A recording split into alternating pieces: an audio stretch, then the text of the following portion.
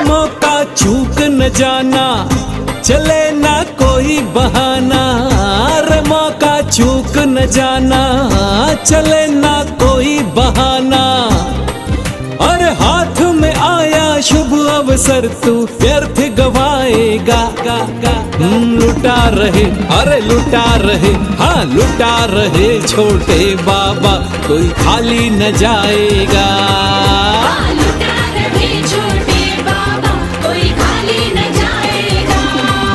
अक्षय निधियों के कलशों को, अक्षय निधियों के कलशों को जो घर ले जाएगा।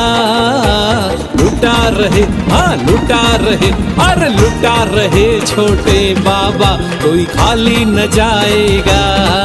हाँ लुटा रहे छोटे बाबा, कोई खाली न जाएगा। हाँ लुटा रहे छोटे बाबा, कोई खाली न जाएगा।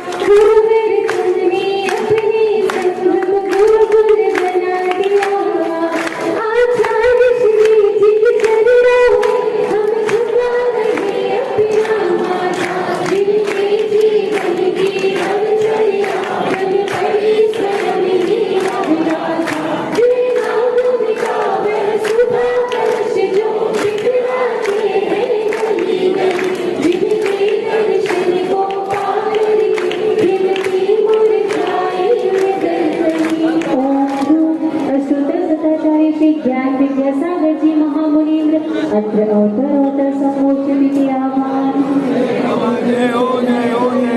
ओम अस्तुत सदाचार्य श्री ज्ञान विद्यासागर जी महामुनीन्द्र अत्र तिष्ठ तिष्ठ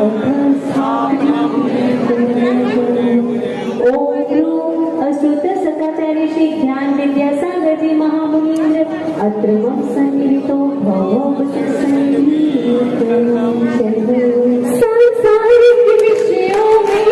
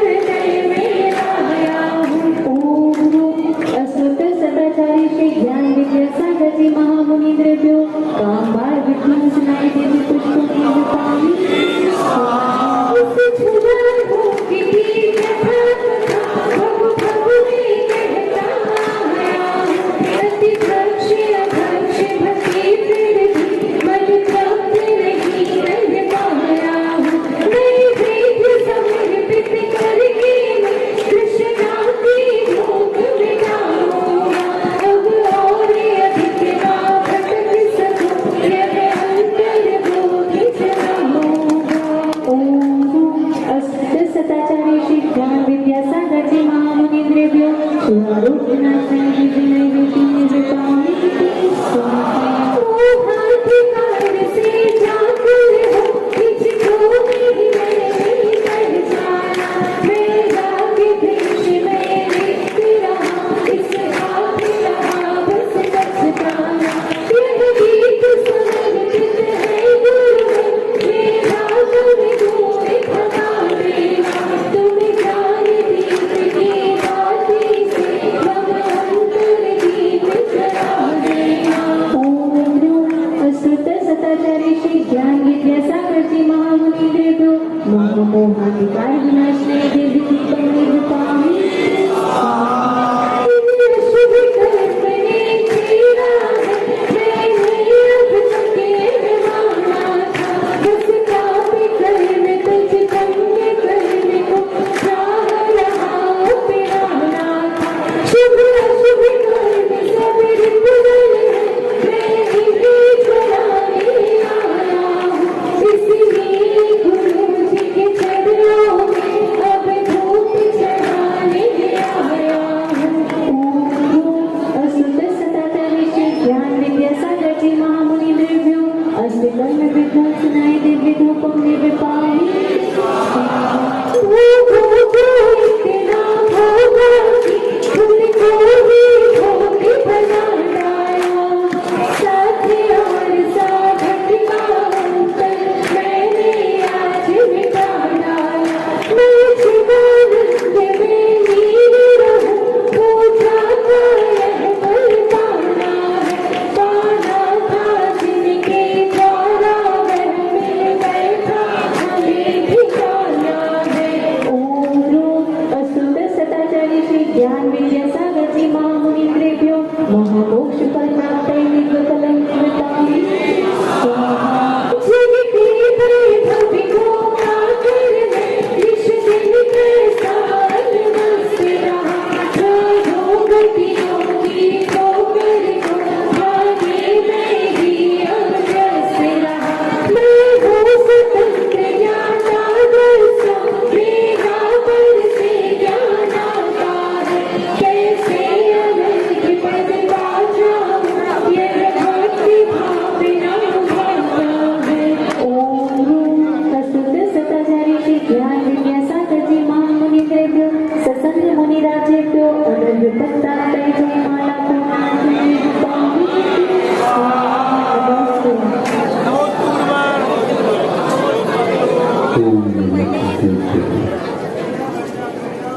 अहिंसा परमो धर्म की आचार्य गुरुवर्षी पंडित भगवान की आचार्य गुरुवर्षी ज्ञान सागर मुनि महाराज की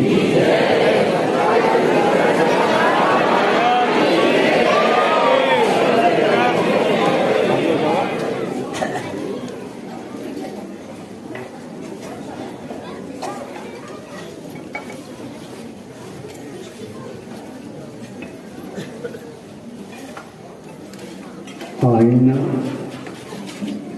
छोटा हो या बड़ा, आईना समझते हो दर्पण, वह छोटा हो अथवा बड़ा, इससे कोई फर्क नहीं। किंतु आईना साफ सुथरा, आईना के ऊपर कोई किसी प्रकार की धूल आदि न छिटके तो हमारे भीतर का जो दृश्य है उसमें झलकेगा। हमारा स्वरूप विकृत हुआ है अन्य पदार्थों से, उसको अच्छे साधनों के माध्यम से मांझना ये कर्तव्य होता है।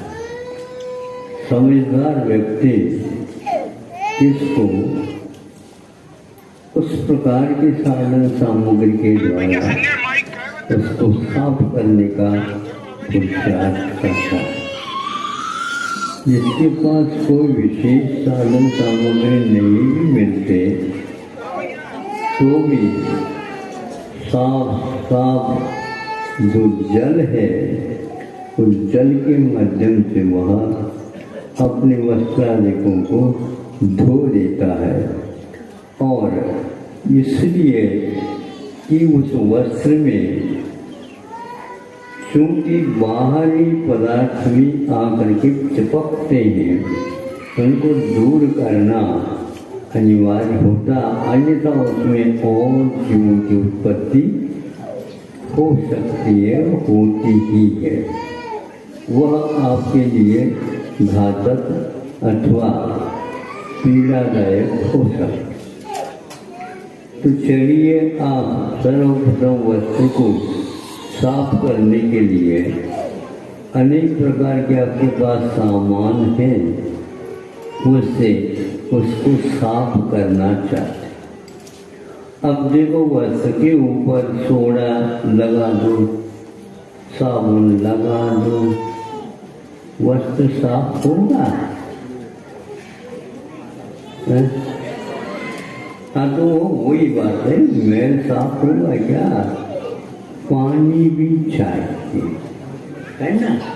हाँ, क्योंकि वो पानी जा करके वह जो मलांश वहाँ पर एकत्रित हुआ उसको वह गीला कर देगा। अब गीला होने के उपरांत आप घिसोगे तो अपने आप ही वह मन निकलने लग जाएगा।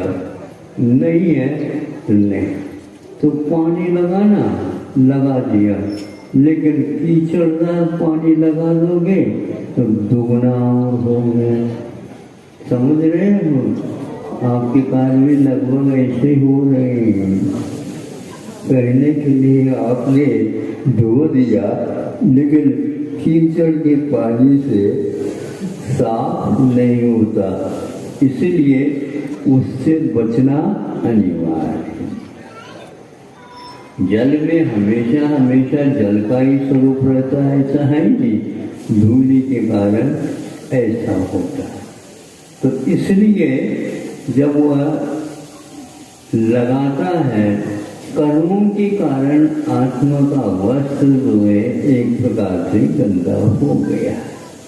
अनादिकाल से वह गंदा इकट्ठित होता भी रहता है, कुछ साफ होता भी चला जाता है, उसकी उम्र के हिसाब से वह काम होता है। यह गाथा मैं आचार्य कुंकुल देव के द्वारा समय साल में दी हुई है। एक नहीं, दो नहीं, 3-4 गाथाएं दी। उसके लिए उन्होंने कहा इसको साफ करना अनिवार्य, किंतु विधिवत साफ करना अनिवार्य है। आप साबुन सोडा लगाते हुए भी उसमें किसी प्रकार का गंदगी नहीं होना चाहिए, पानी भी शुद्ध होना चाहिए। अब ये हम पूछना चाहते हैं, साबुन आप उसके ऊपर घिस रहे हैं, तो कि साबुन का क्या त्याग करना, कब करना, इसका कोई भी इसके लिए संकेत नहीं है, क्योंकि पहले से ही सावधान है। इस साबुन लगाने से मन शुद्ध होता है, गंदगी दूर हो जाती है, ये उस विश्वास के कारण ही वह घिस रहा है। लेकिन साबुन को फेंकने की बात कभी भी करते नहीं, किंतु उसको रख देते हैं, तुम्हारा काम में आ सकता। ये बाकी सब जितने भी हैं धो धो करके साफ करते रहते। अब जब ठीक ठाक हो गया, क्या ठीक ठाक हो गया? वस्त्र, उसमें अब किसी प्रकार की गंदगी नहीं है, तो अंत में शुद्ध जल के माध्यम से क्या करते हैं? हाँ, उसको अंतिम है वह पानी, उस पानी में और कुछ भी नहीं रखा, और उसको डो करके 3-4 बार उसको अच्छे ढंग से निचोड़ देते। अब वैसे निचोड़ करके रखते नहीं, उसको भाग करके फटका ज़्यादा जोर से नहीं करते, वस्त्र ही फट जाए। अब देखो कुछ इसमें और भी किए जाते हैं। तो साबुन का त्याग नहीं किया,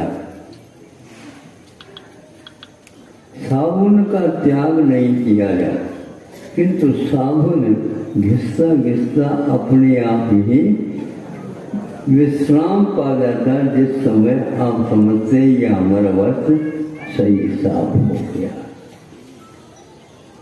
साबुन से साफ हुआ कि जल से साफ हुआ, ये भी सोचने की बात है। जल के बिना भी नहीं, लेकिन केवल जल के द्वारा भी नहीं, साबुन के बिना भी नहीं, केवल साबुन से भी नहीं। ये जो साधन सामग्री है, इसको बोलते एक प्रकार से वायाभ्यंतर दोनों कारणों की उपस्थिति से ये कार्य शुद्ध होता है। हमारे वस्त्र जो आत्मा का उपयोग है वह भी इन बाहरी संपर्क के कारण, राग विषाद के कारण वो गंदा हो गया है। ये जो पर्व के दिन आदि जो आते हैं, जो गृहस्थों के लिए चूंकि इतने निमित्त से उतना कम से कम साफ करने का अवसर प्राप्त हो जाता है। मुनि महाराजों का तो प्रत्येक पद में अपने उपयोग को शुद्ध करने का कार्यक्रम चलता ही रहता है। उनके पास इस प्रकार के साधन हैं, उनको हमेशा वो साफ करते रहते, लेकिन फिर भी गंदा होने का अवसर तो संसार में होता ही रहता है, उससे सावधानी की आवश्यकता है। फिर इसके उपरांत आप धोने के उपरांत दूसरा उस वस्त्र को थोड़े से और चमकाना चाहते हैं, तो फिर कौन से पाल हैं? तीनों पाल, रानी पाल, मुझे पाल, कई प्रकार के हमारे पास हमने आज कौन से पाल रहे हो? नहीं महाराज, अहिंसा धर्म पालते हुए ये भी पालते। अब इसमें देखो, इसमें शुद्ध पानी में उसको डाला जाता है, फिर ज़्यादा नहीं डाला जाता, थोड़ा सा। अब उसको एक प्रकार से निकाल करके रखो। ये क्या कर रहा है? ये मलांश को तो दूर कर दिया, लेकिन फिर भी उसमें और भी मल रहता है, उसको साफ करने का रानीपाल काम करता है। लेकिन शुरुआत में यदि रानीपाल को डाल दिया, तीनों पाल को डाल दिया, वो पाल, तो शुरुआत में नहीं, ये तो अंत में जब उसको धो धा करके पूरा का पूरा सफेद ही जल निचोड़ में आ जाए, देखते रहते हैं तो आता है, तब ये इसका उपयोग करते हैं। इसके उपयोग करने के उपरांत और इसमें चमक ललाकी का लाने के लिए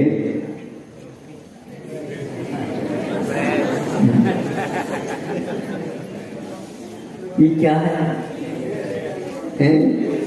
प्रेस। उसमें उसको बिना तपाए, बिना उसमें इंगान डाले अथवा बिना करंट के कभी देखा है?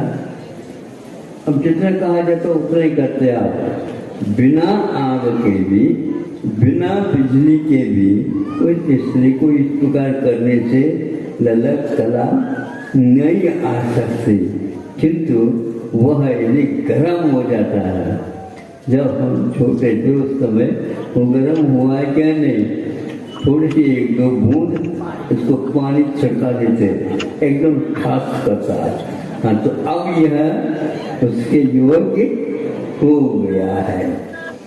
अब कब तक इससे वो प्रेस करते हैं आप? नीचे कपड़ा जल न जाए, इसलिए उस स्त्री को उस कपड़े के ऊपर रखते नहीं, हाथ चलाते हैं। इसी प्रकार मोक्ष मार्ग भी होता है। अंत में प्रेस और चमक और लाने के लिए हमारे यहाँ तप होते हैं, तप।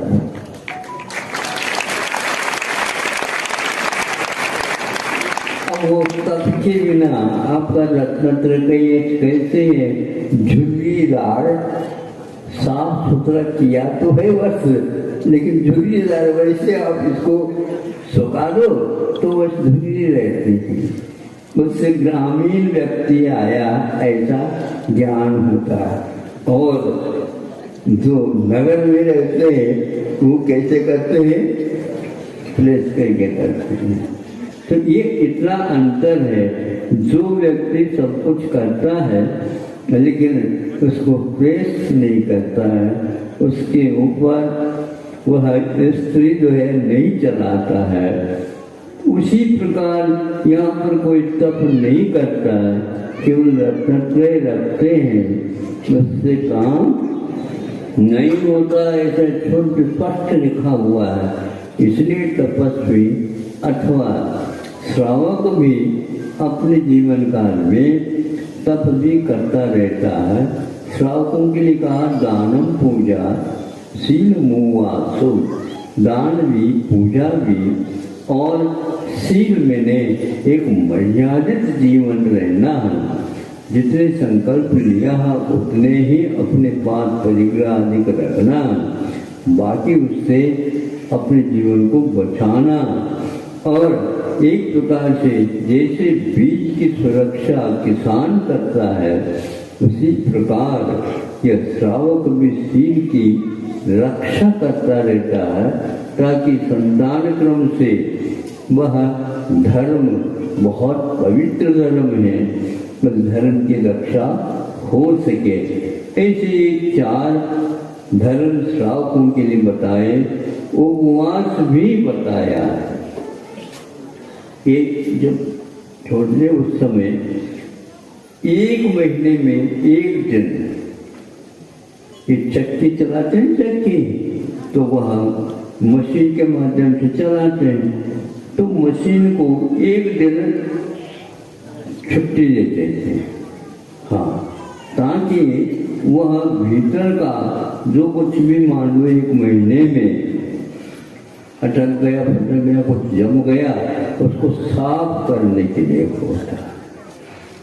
इसी प्रकार शरीर का भी सिद्धांत है। उसके लिए उपवास करने से वह मशीन जैसे चक्की ठीक हो जाए, उसी प्रकार भी यह मशीन भी ठीक हो जाता है। यह यंत्र है, यह वासना का साधन नहीं, किंतु उपासना का केंद्र है। और उपासना के केंद्र में तो आपको उसके केंद्र की सुरक्षा तो करनी ही पड़ेगी। इंद्रियों के माध्यम से चलता है, ये प्राणों के माध्यम से इसका जीवन चलता रहता है। वो प्राण नट बोलट जितने भी हैं वो सारे के सारे घिसना जाए, ऐसे इसके लिए बीच बीच में ग्रीस है, मोबाइल है, या क्या बोलते हैं ऐसा आइलिंग जिसको बोलते तेल लगाना आदि करते हैं, जिसके द्वारा यह काम करता रहे।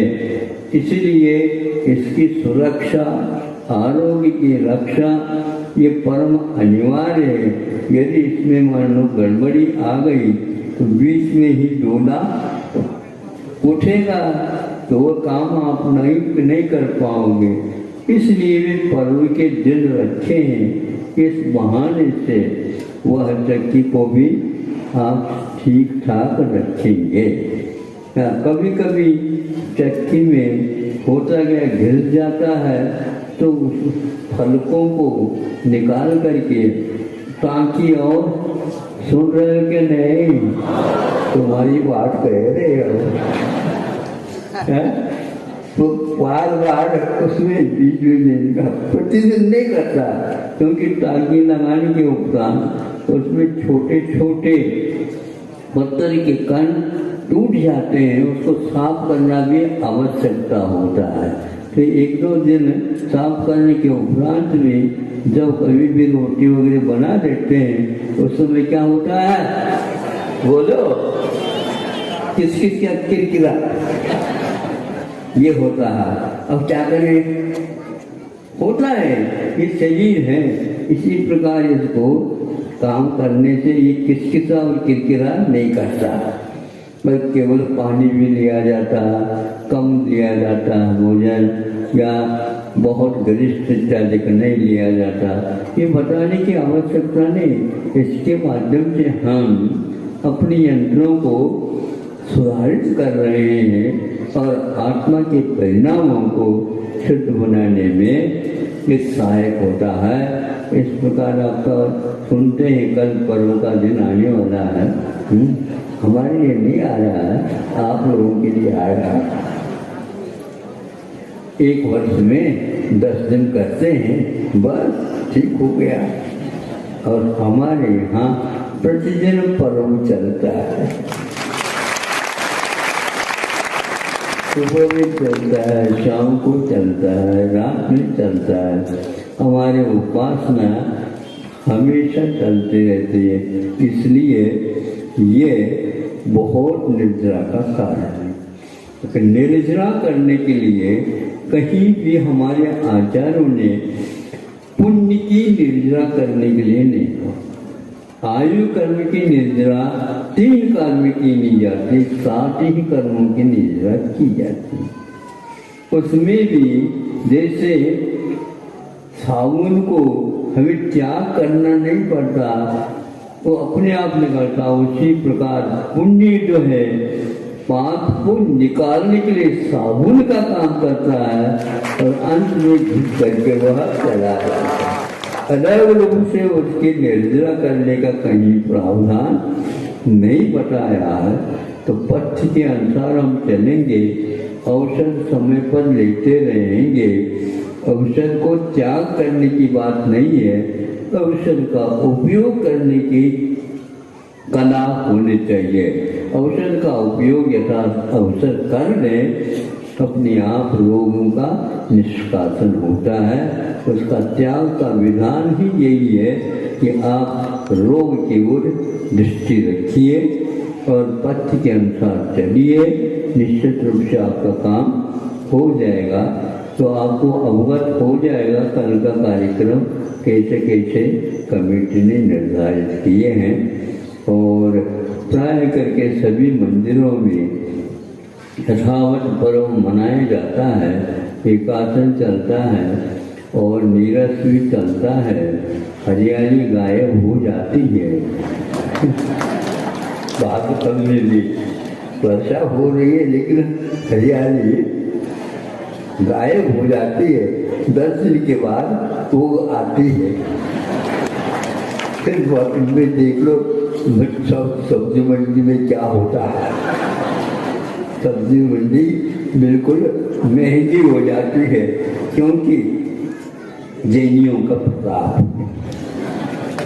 सब बिल्कुल नहीं खाएंगे, फिर बाद में देखो इसके बीच में भी नहीं समझे, सुखा सुखा करके रखते हैं और वह कदों के दिनों में बाहर निकलता है, मरा सूखा है, अरे नहीं मरा सूखा।